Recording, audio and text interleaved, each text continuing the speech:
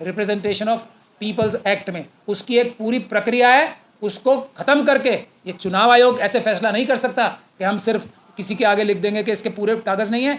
करोड़ों लोग, ये तो बड़े बड़े जो मेन स्ट्रीम मीडिया है उसमें भी आ रहा है ना, करोड़ों लोगों के पास डॉक्यूमेंट ही नहीं है, तो वो तो लोग कोई वोट ही नहीं दे पाएंगे। सिर्फ वोट नहीं दे पाएंगे, वोट नहीं दे पाए तो वो नागरिक भी नहीं है।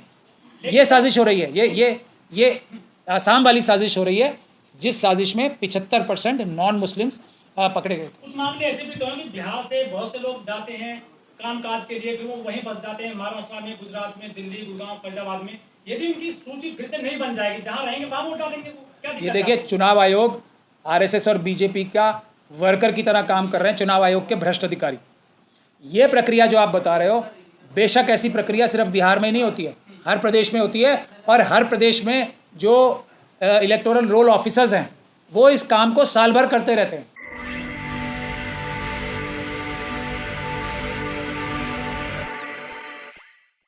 बिहार में चुनाव आने वाले हैं कुछ महीने के बाद में, लेकिन विपक्ष कह रहा है कि पहले नोटबंदी हुई थी, वोटबंदी की जाएगी बिहार में, और वोटों की लूट खुलेआम होगी, वो भी आप लोग देख लें। लेकिन वोटों से भी बड़ी बात होने जा रही है और हो रही है, ना सिर्फ बिहार में बल्कि बिहार के बाद पूरे देश में। जो सीए एनआरसी को इम्प्लीमेंट कराने से देश के लोगों ने जो प्रोटेस्ट करके सीए एनआरसी के पूरे देश में रोका था, वो एनआरसी की प्रक्रिया शुरू हो चुकी है पूरे देश में बिहार के साथ। मैं बिहार के निवासियों को ये आह्वान कर रहा हूँ कि आप लोग अगर सड़क पे नहीं आएंगे पीसफुल प्रोटेस्ट करने के लिए, जैसे 2020 में आप लोगों ने किए पूरे देश में, बिहार के लोगों को ये शुरुआत करनी पड़ेगी। किसी के ऊपर डिपेंडेंट ना हो, ये उनकी नागरिकता जा रही है। एनआरसी लागू हो रही है, ये 100% एनआरसी लागू हो रही है। ये वोटर लिस्ट का काम जो है वो तो बिहार का चुनाव जीतने के लिए हो रहा है, लेकिन आपकी नागरिकता छीन के आपको डिटेंशन सेंटर्स में डालने की तैयारी हो रही है। ये मैं बिहार की जनता को और पूरे देश की जनता को वार्निंग दे रहा हूँ, समझ जाएं, संभल जाएं, वरना उसके बाद आप वोट देने का अधिकार आपका गया, प्रॉपर्टी रखने का अधिकार आपका गया, ज़मीन रखने का आपका अधिकार गया, जिस घर में आप रहते हो, जिस झुग्गी में आप रहते हो, जिस मकान में आप रहते हो, वो रखने का अधिकार आपका छीन लिया जाएगा।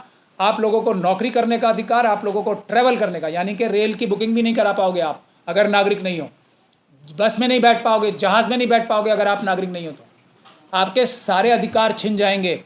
आपको दोबारा वो मनुस्मृति वाली स्थिति में चले जाओगे आप, जब ना आप पढ़ाई कर सकते हो, ना आप प्रॉपर्टी रख सकते हो, ना आप खेती कर सकते हो, कुछ नहीं कर सकते, सिर्फ गुलामी कर सकते हो। उस चीज़ की यह शुरुआत हो चुकी है। अगर आप लोग समझ जाओगे, बिहार के निवासियों से मैं कह रहा हूँ सीधे सीधे, आप लोग प्रोटेस्ट शुरू करो पीसफुल, हम लोग आएंगे।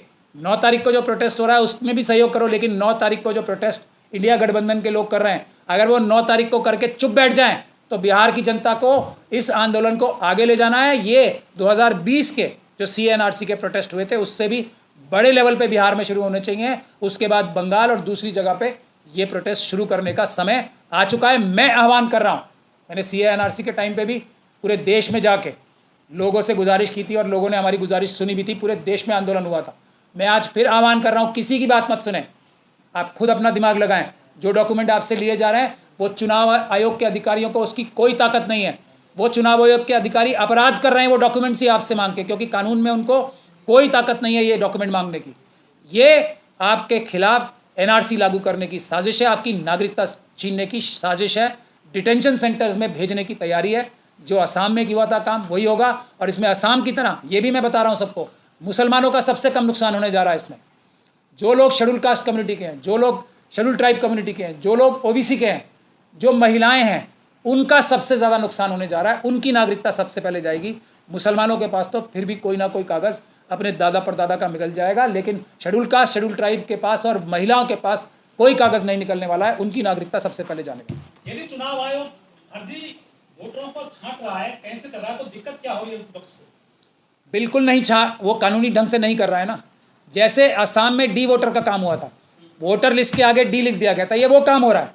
ये गैर कानूनी है। ये धारा 21 के तहत जो चुनाव आयोग ने अपनी जो नोटिफिकेशन भी जारी की है ना, धारा 21 के तहत, उसकी करने का तरीका क्या है, वो रूल्स हैं जो इलेक्टोरल रूल्स है ना, registration of electoral electors rules, उसके रूल 8 में लिखा हुआ है जो फॉर्म भरवा सकते हैं, उस फॉर्म में सिर्फ और सिर्फ चुनाव के अधिकारी, इलेक्शंस EROs क्या पूछ सकते हैं? आपका नाम, आप क्या का पिताजी का नाम या माताजी का नाम या आपके पति का नाम, ये पूछ सकते हैं। और आप इस घर में कितने लोग रह रहे हो और कितने लोग 18 साल की आयु को प्राप्त कर चुके हैं। इसके अलावा कानून में कोई प्रावधान नहीं है। फॉर्म 4 जाके सब देख लें, रूल 8 पढ़ लें, रजिस्ट्रेशन ऑफ इलेक्टर्स रूल्स, वो पढ़ लें जाके। चुनाव आयोग ये गैर कानूनी काम कर रहा है, अपराध कर रहा है, और BLOs को तो कोई ताकत ही नहीं। तो ये वोट काटने का काम धारा 22 में होता है, रिप्रेजेंटेशन ऑफ पीपल्स एक्ट में। उसकी एक पूरी प्रक्रिया है, उसको ख़त्म करके ये चुनाव आयोग ऐसे फैसला नहीं कर सकता कि हम सिर्फ किसी के आगे लिख देंगे कि इसके पूरे कागज़ नहीं है। करोड़ों लोग, ये तो बड़े बड़े जो मेन स्ट्रीम मीडिया है उसमें भी आ रहा है ना, करोड़ों लोगों के पास डॉक्यूमेंट ही नहीं है, तो वो तो लोग कोई वोट ही नहीं दे पाएंगे। सिर्फ वोट नहीं दे पाएंगे, वोट नहीं दे पाए तो वो नागरिक भी नहीं है। ये साजिश हो रही है, ये आसाम वाली साजिश हो रही है, जिस साजिश में 75% नॉन मुस्लिम्स पकड़े गए थे। कुछ मामले ऐसे भी तो हैं कि बिहार से बहुत से लोग जाते हैं कामकाज के लिए, फिर वो वहीं बस जाते हैं महाराष्ट्र में, गुजरात में, दिल्ली, गुड़गांव, फरीदाबाद में। यदि उनकी सूची फिर से नहीं बन जाएगी, जहां रहेंगे वहां वोट डालेंगे, वो क्या दिक्कत ये है? देखिए, चुनाव आयोग RSS और BJP का वर्कर की तरह काम कर रहे हैं, चुनाव आयोग के भ्रष्ट अधिकारी। ये प्रक्रिया जो आप बता रहे हो, बेशक ऐसी प्रक्रिया सिर्फ बिहार में ही नहीं होती है, हर प्रदेश में होती है। और हर प्रदेश में जो इलेक्टोरल रोल ऑफिसर्स हैं वो इस काम को साल भर करते रहते हैं। ये अभी जो शुरू की जा रही है स्पेशल प्रक्रिया, जिसमें डॉक्यूमेंट्स मांगे जा रहे हैं, लिखे जा रहे हैं, ये डॉक्यूमेंट दो, ये डॉक्यूमेंट दो, ये डॉक्यूमेंट दो, वो डॉक्यूमेंट्स लेने का काम उनका नहीं है। ये तो अभी तो 1.5 महीना पहले तो ये एक्सरसाइज खत्म हुई है। अब चुनाव से पहले क्यों? क्योंकि बिहार का चुनाव भारतीय जनता पार्टी हार रही है, NDA हार रही है। उनको साफ नज़र आ रहा है कि जो उन्होंने वोट ऑलरेडी कटवाने में धांधली की है, जो वो चुनाव में वोट चुराने की मशीनों से धांधली करने वाले हैं, जो वो भी कम पड़ रहे थे उनको जीतने के लिए, तो अब वो वोट काटने का गैर कानूनी तरीका इस्तेमाल कर रहे हैं, नागरिकता ही छीनने का गैर कानूनी। जब आप महाराष्ट्र में हार गए थे, आप वहां भी आरोप लगा रहे थे कि वहां वोट बढ़ाती है, अब आप बिहार को आपने पकड़ लिया है। मैंने तो ये बात पहले दिन से पकड़ रखी है। ये तो आप इल्ज़ाम लगा सकते हैं जो इंडिया गठबंधन के लोग हैं, विपक्ष के लोग हैं, वो अभी तो वो महाराष्ट्र का ही गाना गा रहे थे। वो तो हम लोगों ने बिहार की तरफ उनको ज़बरदस्ती कह के, और मैंने चिट्ठी भी लिखी है, अभी मैंने एक चिट्ठी लिख दी है विपक्ष के सारे नेताओं को कि बिहार में भी चुनाव जो है, चुनाव आयोग वो चुनाव की प्रक्रिया कानूनी हिसाब से कराए। अब देखते हैं विपक्ष के लोग हमारी बात का जवाब देते हैं या नहीं देते। जैसे वो लोग बोल रहे हैं ना, चुनाव आयोग उनकी बात का जवाब नहीं देता, वो अपने वोटर्स और जो सिविल सोसाइटी है उसका ही जवाब नहीं देंगे, तो कहीं ना कहीं वो भी तो चुनाव के इलेक्शन कमीशन की तरह ही लोग हैं, आम आदमी की बात ही नहीं सुनना चाहते। तो उसके बाद हम केस डालेंगे चुनाव आयोग के खिलाफ भी और ये विपक्ष की पार्टियों के खिलाफ भी, कि वो भी कहीं ना कहीं नूरा कुश्ती तो नहीं खेल रही हैं, कोई प्रोटेस्ट ही नहीं कर रहा बड़ा। वोटर लिस्ट जो बनाया जा रहा है, इस मामले को लेकर ADR सुप्रीम कोर्ट चला गया है। देखिए, इसी बात का मुझे सबसे बड़ा डर रहता है। सुप्रीम कोर्ट जो भी जाता है वो मेरी तो धक धक हो जाती है, मतलब मैं तो बिल्कुल, मेरा दिल जो है बिल्कुल बैठ जाता है कि अब हुआ काम। अब हमारा काम अगर कुछ फैसला नहीं आया, स्टे नहीं मिला, तो ये चुनाव आयोग को एकदम प्लेटर पे रख के, मतलब तश्तरी पे रख के मिल जाएगा कि देखो सुप्रीम कोर्ट ने इन्हें भगा दिया, अब हम ही सही हैं। अपराध के ऊपर मोहर लग जाएगी सुप्रीम कोर्ट की, कोई जाने की जरूरत नहीं थी। ADR हो या दूसरे लोग हो, 50 से ज़्यादा बार मशीनों के लिए जा चुके हैं, हर बार मुँह की खा के आए। हम लोग जो जीत रहे हैं केस, ये उनका मुश्किल काम हो जाएगा, ये मुझे मानना है। लेकिन ADR भी ये सोचती है कि सुप्रीम कोर्ट है तो चले ही जाएं, हमारे पास तो वकील हैं, और जाके नुकसान ज़्यादा होता है, फ़ायदा मुझे एक भी केस में आज तक नज़र नहीं आया। इस केस में भी मुझे सबसे बड़ा खतरा ये है कि सुप्रीम कोर्ट ने अगर स्टे नहीं दिया, डिसमिस भी नहीं किया, नोटिस कर दिया और स्टे नहीं हुआ, तो हम लोग जो हम कार्रवाई कर रहे हैं वो भी और ज़्यादा मुश्किल हो जाएगी। ये लड़ाई सड़क पे होनी है, ये NRC की लड़ाई है, ये देश के वोटर्स के अधिकार की लड़ाई है, ये लड़ाई सड़क पे होनी है। जो कोर्ट में केस डालने हैं वो पहले नीचे डालने चाहिए, जैसे हमने ऑलरेडी केस डाल ही रखा है, जनवरी से डाल रखा है इस चीज़ को बिहार में रोकने के लिए।